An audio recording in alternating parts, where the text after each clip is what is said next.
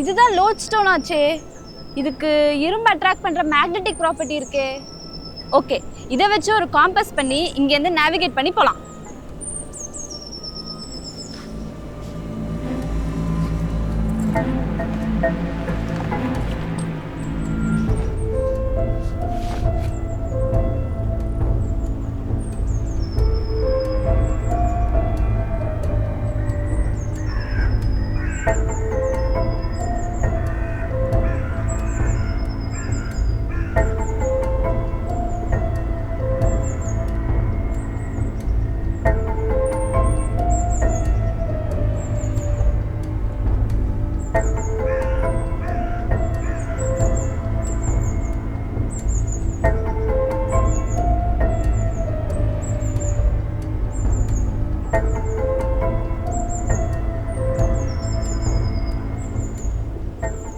கேள்வி, இந்த load stone iron attract பண்ணுது, ஆனா ஏன் வுட் அட்ராக்ட் பண்ணல?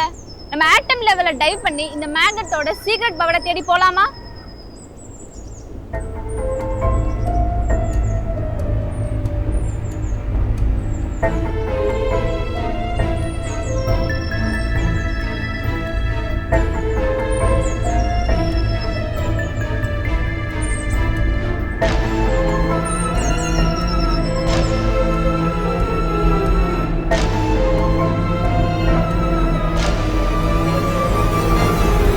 மேக்னெட்டோட சீக்ரெட் பவரே அதோட அட்டாமிக் லெவல்ல இருந்து ஆரம்பிக்குது.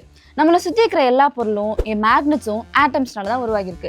ஆட்டம்ஸ்ல இருக்க எலக்ட்ரான்ஸ் ஒரு இடத்துல இருந்து இன்னொரு இடத்துக்கு போகும்போது அங்கே மேக்னெட்டிக் ஃபீல்ட் கிரியேட் ஆகும். அதாவது எங்கே எலக்ட்ரிக்கல் சார்ஜோட மூவ்மெண்ட் இருக்கோ அங்கே மேக்னெட்டிக் ஃபீல்ட் உருவாகும். ஓகே, இப்போ எலக்ட்ரான் சுற்றுறதுனால தான் இங்கே மேக்னெட்டிக் ஃபீல்ட் உருவாகுதுன்னு தெரியுது. ஆனால் அயன், கோபால்ட், நிக்கல் மாதிரியான மெட்டல்ஸ்லாம் மேக்னெட்டோட அட்ராக்ட் ஆகுது. ஏன் மற்ற மெட்டல்ஸ்லாம் அட்ராக்ட் ஆகுறது இல்லை? சில மெட்டல்ஸில் பேட் எலக்ட்ரான்ஸ் இருக்கும். யூஸ்வலாக எலக்ட்ரான்ஸ் சீசால விளையாடுற கிட்ஸ் மாதிரி, அதாவது ஒரு எலக்ட்ரான் மேல் நோக்கி ஸ்பின் ஆகும், இன்னொன்று கீழ் நோக்கி ஸ்பின் ஆகும். ஸோ பேலன்ஸ்டாக இருக்கனால இங்கே மேக்னெட்டிசம் இருக்காது. பட் சில மெட்டல்ஸில் அன்பேட் எலக்ட்ரான்ஸ் இருக்கும். இது தனியாக சீசால விளையாடுற கிட் மாதிரி, அதாவது அன்பேலன்ஸ்டாக இருக்கும். இந்த அன்பேட் எலக்ட்ரான்ஸ்னால தான் மேக்னெட்டிக் ஃபீல்ட் உருவாகுது. இப்போ நம்ம பார்த்தது ஒரு ஆட்டம் லெவலில் தான். இதுவே இந்த மெட்டலில் இருக்கிற மில்லியன்ஸ் ஆஃப் எலக்ட்ரான்ஸ்லாம் ஒரே டைரக்ஷனை சுற்றினா அங்கே ஒரு பவர்ஃபுல்லான மேக்னெட்டிக் ஃபீல்ட் உருவாகும். இந்த மாதிரி பவர்ஃபுல்லான மேக்னெட்டிக் ஃபீல்ட் இருக்கிற அயன், நிக்கல் மாதிரியான மெட்டல்ஸை ஃபெரோ மேக்னெட்ஸ்னு சொல்லுவோம். இந்த அன்பேட் எலக்ட்ரான்ஸ் மட்டும் மேக்னெட்டிக் ஃபீல்டுக்கு காரணமாக இருக்காது. இதுக்கு இன்னொரு காரணம் மேக்னெட்டிக் டொமைன்ஸ். இது சிம்பிளாக சொல்லணும்னா, சேப்பாக் ஸ்டேடியமில் தலை தோனி உள்ளே வரும்போது மொத்த ஸ்டேடியமே கண்ணா பின்னான்னு கத்துற மாதிரி இருக்கும். இப்படி தான் நான் மேக்னெட்டிக் மெட்டீரியல்ஸில் நடக்கும். ஆனால் மேக்னெட்டிக் மெட்டீரியல்ஸில் எலக்ட்ரான்ஸ்லாம் குரூப் ஃபார்ம் பண்ணும், அதுதான் டொமைன்ஸ். ஒவ்வொரு டொமைன்ஸ்குள்ளே மில்லியன்ஸ் ஆஃப் எலக்ட்ரான்ஸ் ஒரே டைரக்ஷனில் ஸ்பின் ஆகிட்டு இருக்கும். இது ஸ்ட்ராங்கான மேக்னெட்டிக் ஃபீல்டை உருவாக்கும். இது எப்படி இருக்கும்னா, மொத்த ஸ்டேடியமே ஒரே டைமில் யூனிஃபார்மாக சேர் பண்ணுற மாதிரி. இன்னுமே இந்த மெட்டீரியல் மேக்னெட்டிக் ஆகல, டொமைன்ஸ் வேறு வேறு டைரக்ஷனில் இருக்கும். இப்போ ஸ்ட்ராங்கான மேக்னெட்டை பக்கத்தில் எடுத்துகிட்டு வரப்போ இந்த டொமைன்ஸ்லாம் இதில் இருக்கிற மேக்னெட்டிக் ஃபீல்டோட டைரக்ஷனில் அரேஞ்ச் ஆகிடும். இப்படி தான் ஒரு மெட்டீரியல் மேக்னெட்டாக மாறி அயன், கோபால்ட் மாதிரியான மெட்டீரியல்ஸை அட்ராக்ட் பண்ணுது. இப்போ நம்மளே இந்த டொமைன்ஸ் எப்படி வேலை செய்யுதுன்னு பார்க்கலாம். இதுக்கு நான் ஒரு நெயில் எடுத்து ஒரு மேக்னெட்டோட ரப் பண்ணுறேன். இப்படி ரப் பண்ணுறப்போ இதோட டொமைன்ஸ்லாம் டெம்பரரியாக அலைன் ஆகிடும். இப்போ இந்த நெயில் ஒரு மேக்னெட்டாக ஆக்ட் ஆகும். இதுவே இந்த நெயிலை கீழே போட்டாலோ இல்லை ஹீட் பண்ணால் அதோட அலைன்மெண்ட்டை இழந்துடும்.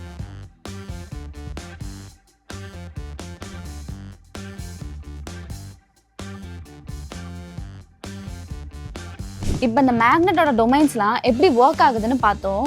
இந்த மேக்னெட்ஸ்லாம் எப்படி உருவாக்குறாங்கன்னு இப்போ பார்க்கலாம். First permanent magnet.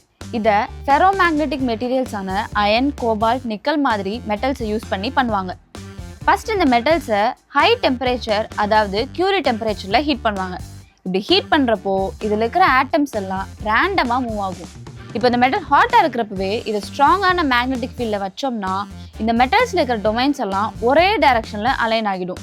ஃபைனலாக இந்த மெட்டல் கூல் ஆனதும் இந்த ஆட்டம்ஸ் எல்லாம் செட்டில் ஆகி அதோட டொமைன்ஸ் லாக் ஆகி பெர்மனன்ட் மேக்னெட்டாக மாறிடும். அடுத்து டெம்பரரி மேக்னெட். எல்லா மேக்னெட்ஸும் பெர்மனன்ட் மேக்னெட்ஸ் இல்லை. சில மெட்டீரியல்ஸ்லாம் மேக்னெட்டிக் ஃபீல்ட் அப்ளை பண்ணால் மேக்னெட்டாக ஆக்ட் ஆகும். ஒரு பொருளை மேக்னெட் பக்கத்தில் எடுத்துகிட்டு வரப்போ அதோட டொமைன்ஸ்லாம் குவிக்காக அலைன் ஆகி மேக்னெட்டாக மாறிடும்.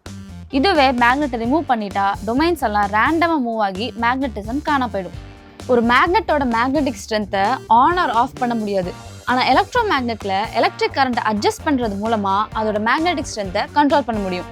ஓகே, இப்போ என்கிட்ட ஒரு நெயில் இருக்குது. இதை காப்பர் வேர் வச்சு வைண்ட் பண்ணிக்க போகிறேன்.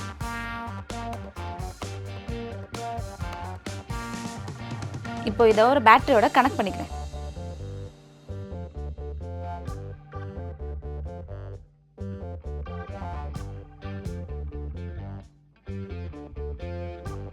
இப்போ இந்த பேட்டரியிலேருந்து வர கரண்ட் இந்த காயில் வழியாக பாஸ் ஆகிறப்போ இங்கே ஒரு மேக்னெட்டிக் ஃபீல்ட் ஜென்ரேட் ஆகும். இதை தான் நம்ம எலக்ட்ரோ மேக்னெட்னு சொல்லுவோம். இப்போ இந்த எலக்ட்ரோ மேக்னெட்டை அயன் பார்ட்டிகல்ஸ் கிட்ட எடுத்துகிட்டு போகும்போது இது அட்ராக்ட் ஆகும்.